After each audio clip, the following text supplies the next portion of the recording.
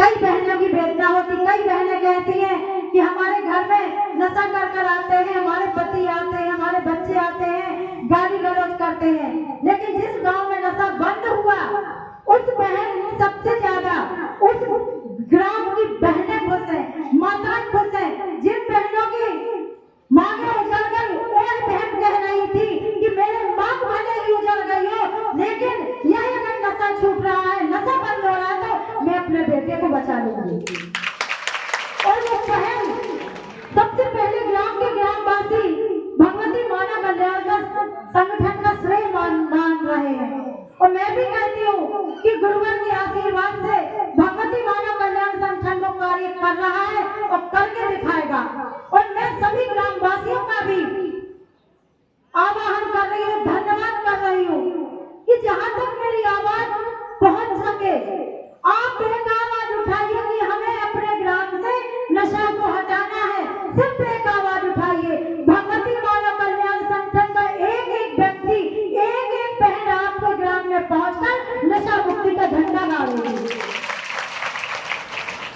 इतने पावन सौभाग्यशाली कहते हैं एक ऋषि की बाणी मिथ्या नहीं हो सकती। गुरुवर ने कहा है कि मेरी खींची हुई लकीर, मैंने जो बोला है वह एक पत्थर की लकीर है, उसको कोई बता नहीं सकता।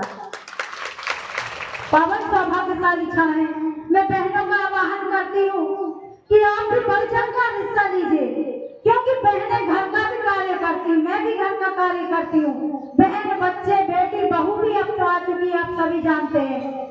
मैं उसका भी ख्याल रखती हूँ, लेकिन जो गुरुवर के समक्ष हमने वचन लिया है उस वचन को हमेशा अपने कार्य के साथ जोड़कर चलती हूँ कि मुझे यह कार्य कितने जल्दी करना है और मुझे अपने गांव में कहाँ कहाँ जाना है, किस बहन को समझाना है, कहाँ उठना, कहाँ बैठना है, कहाँ गुरुवर की विचारधारा देनी है। यह आप सब भी करिए। जिस दिन आप वह कार्य करने लगेंगी आप में क्षमता दुगनी आ जाएगी, वही कार्य जल्दी हो जाएगा और समाज में परिवर्तन भी जल्दी आने लगेगा।